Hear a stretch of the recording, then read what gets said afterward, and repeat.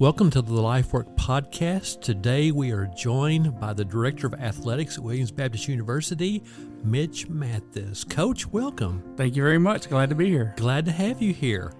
And I'm trying to think, are you in your second year here? Second year, finished year and a half, came in August of 24. It seems a whole lot longer, doesn't it? There are days it seems a whole lot longer. Yeah. You've managed to get 10 years into 18 months. That's right. It's a special gift. Well, welcome. Glad to have you here. So for our listeners, you came to us from Arkansas State University, which is a little community college just down the road. That's correct. Yes, sir. How long were you serving there? Well, that's a tricky question. So I was there from 2003 to 2014. Okay. And then I went to Houston for 5 years, but I continued teaching adjunct for them. And then my advisor at Arkansas State became the department chair. And I came home for Christmas and saw him at a basketball game, and he said, "Hey, your old job's coming open.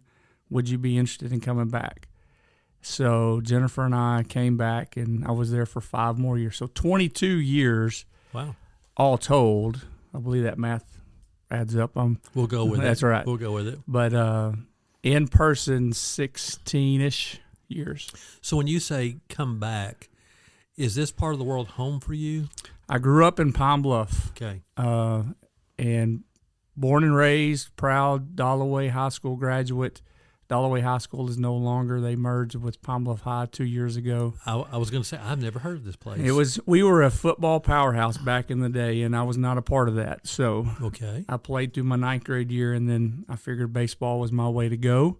So I helped my dad. My dad was the announcer for the football games on Thursdays and Friday nights, so I helped him spot during games. And then when I graduated high school, I actually went to Southern Arkansas. So before we get there, okay. I want to back up. Okay. Back. So you grew up in Pine Bluff. Yes, sir. So tell everybody about your parents. What did your father do for a living? My dad worked.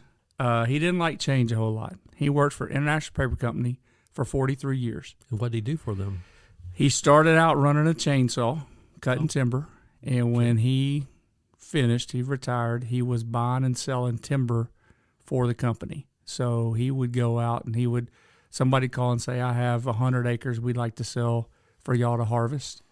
And he would go out and take a look at it and say, "Yeah, that's something that we can do," or "No, that's not something that we want to do." Or if they had land that they had already harvested off what they needed, then he would turn and sell that to other people or to use for whatever they needed to use.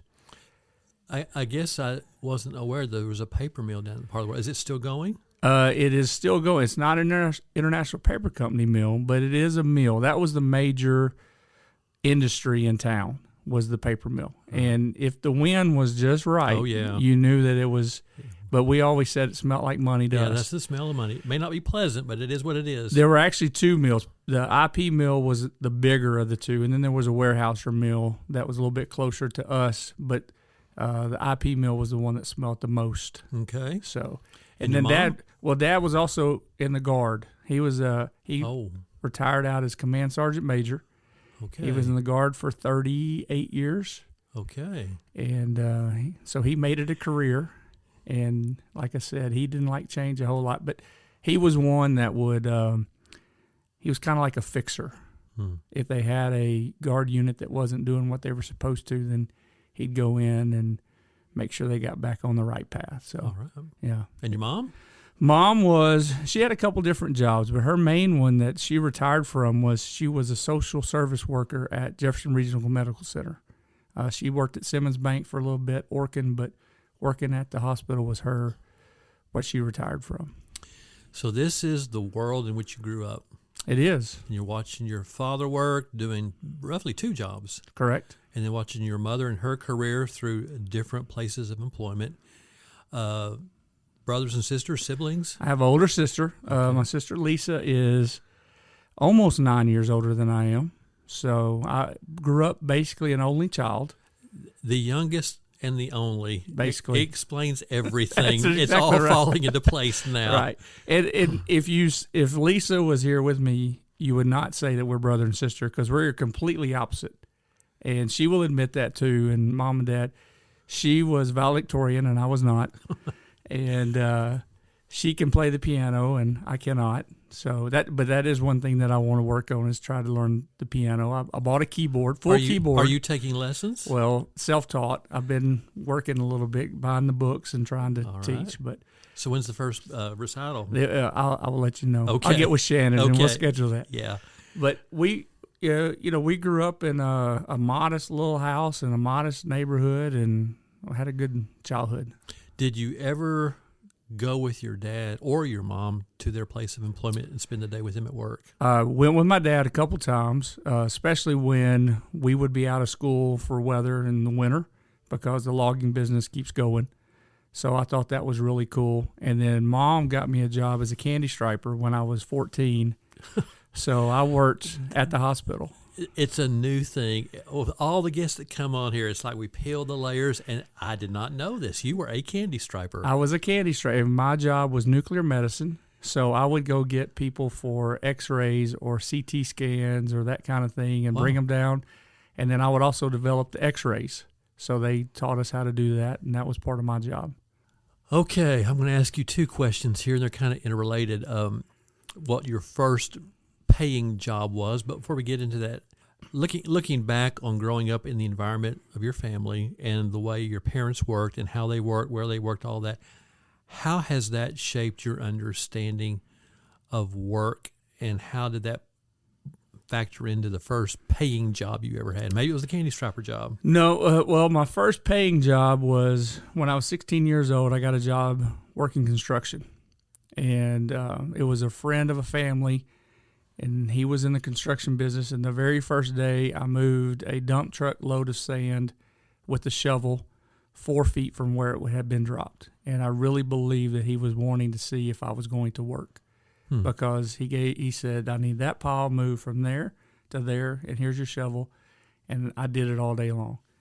How bad were the blisters? Oh, it was, and I was playing American Legion baseball at the same time, so it didn't help out a whole lot. That's right. Wow. But the question about my work ethic, it really comes from Mom and Dad. Dad was one that if you took a job, you were going to give whoever your boss was your day's labor. And there was no shortcuts, and there was no time off, and if you were working 8 hours, you were going to work 8 hours in 1 minute, because that's what he expected. That's what my dad expected. So that's how he worked his jobs and in the military, and I think that's why he was the fixer that he was. He got to be the command sergeant major that he was, because he had that work ethic. He grew up with 9 brothers and one sister. So wow. He grew up on a farm and had to help out. He drove a school bus when he was a senior in high school. So he would drive a morning route and then practice football in the afternoon. A senior in high school is driving a school bus. I thought it was bad as a freshman in college when I drove a school bus, but I think this beats that. He got called in to the superintendent's office one day because evidently there was a boy acting up on the bus, and my dad whipped him. And the superintendent called him in and said, Donnie, I'll do the whipping, you do the driving. He said, yes, sir. So okay. So how did your dad's military career affect how you grew up, and how do you think it shaped your understanding of work? Well, it was, 1 weekend a month, 2 weeks out of every year, he would go to drill. And there were times that I grew up in the boys club era. So we did everything through the boys club. Played football, basketball, T-ball, and then went into Little League.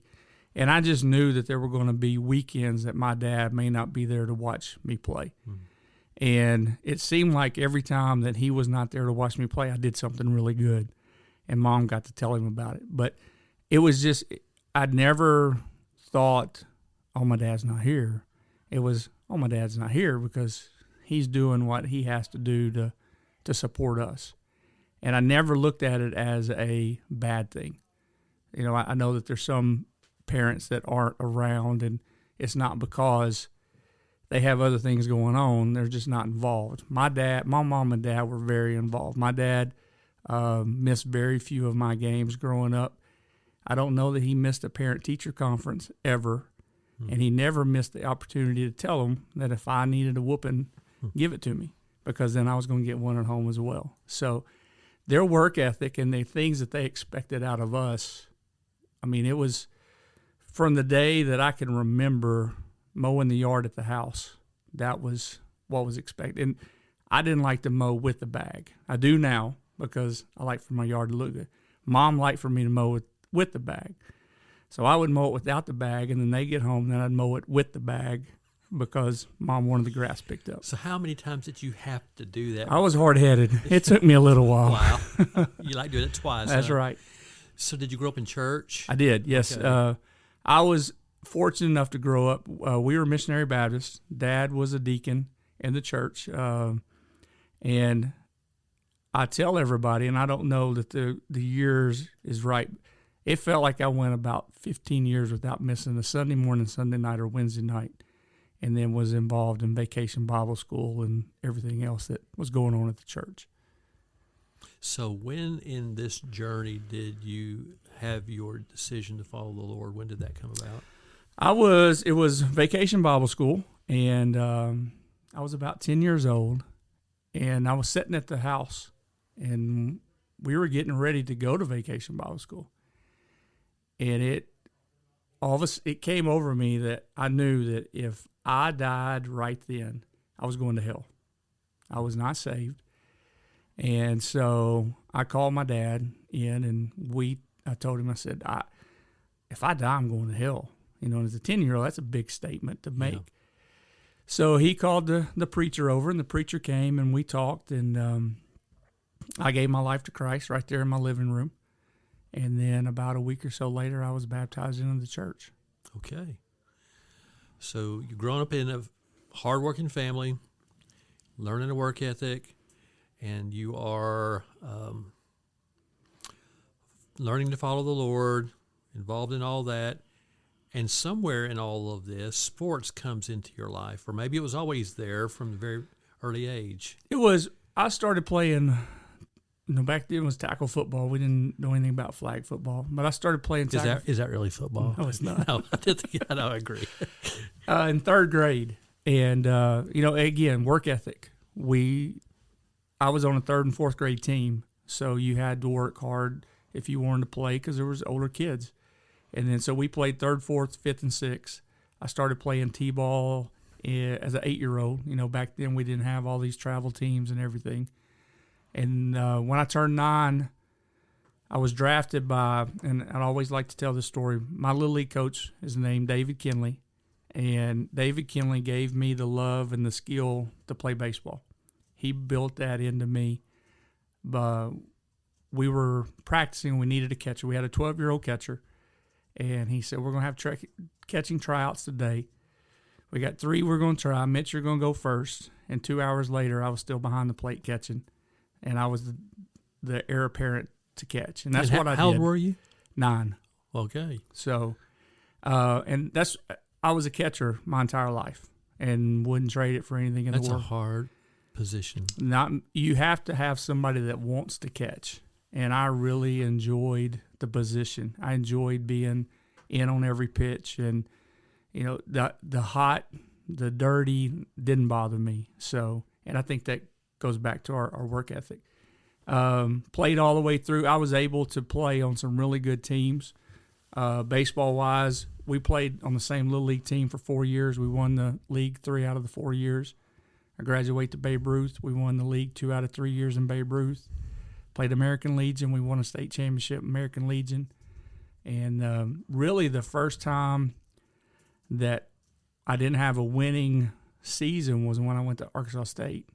And it was in a pretty bad shape, but I wouldn't trade it for anything because I met a lot of great people and still have some lifelong friends that I met in 1988 when I arrived in Jonesboro.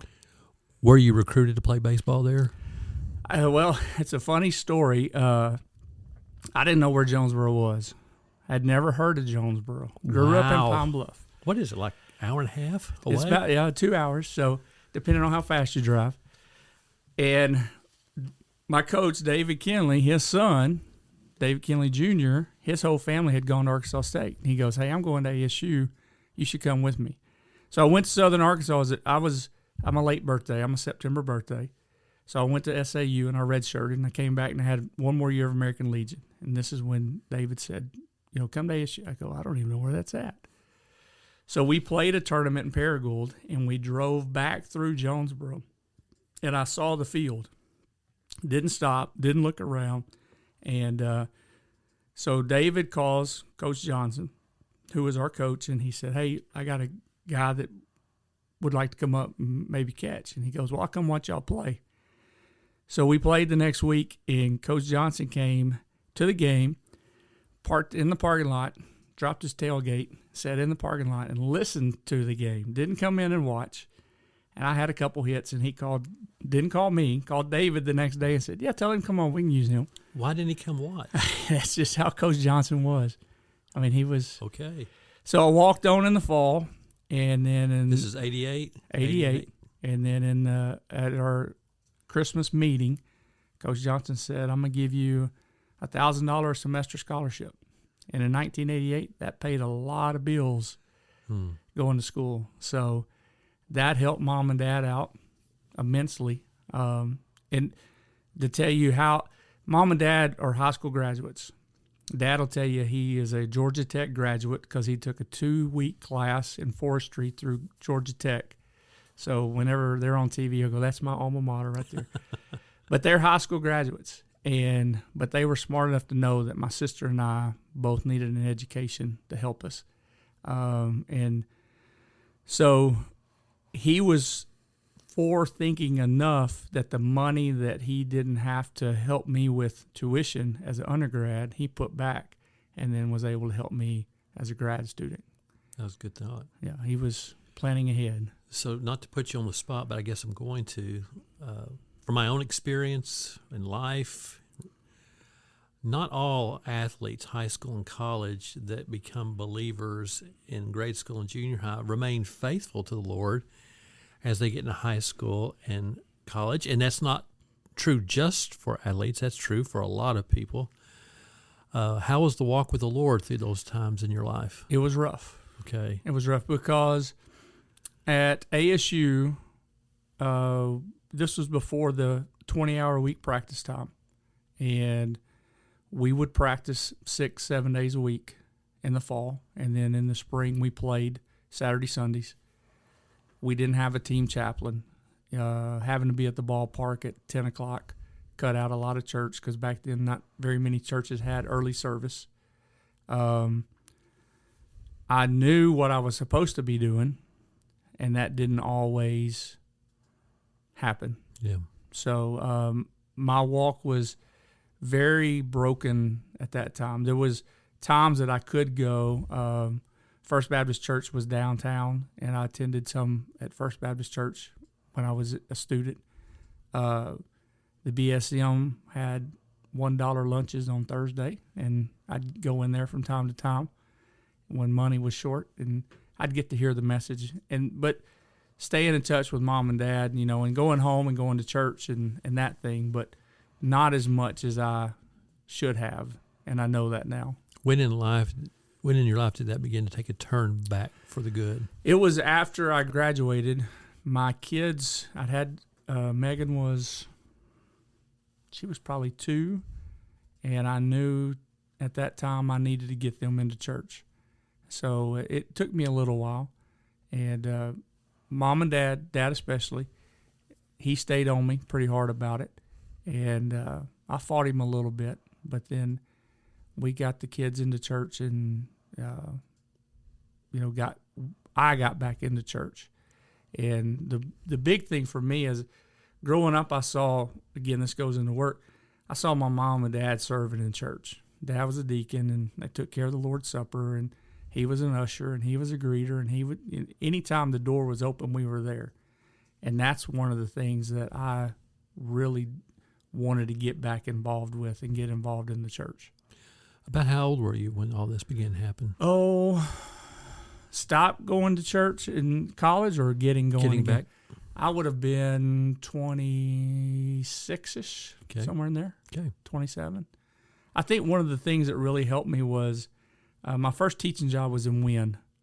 I was taught at the intermediate, 6th, 7th, and 8th grade, And I started an FCA program there and had a really good bunch of kids. And they're not kids anymore.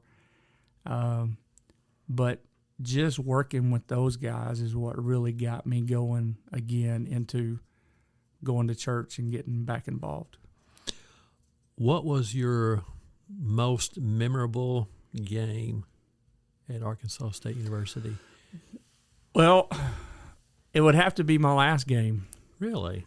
We played Memphis State at home, and I was 3 for 5 with 5 or 6 RBIs, and we beat Memphis State. And at that time, it was I think we beat them like 28-12 or something. That's a baseball score. It was a baseball score, yeah. I had that sounded like a football score. Couple double.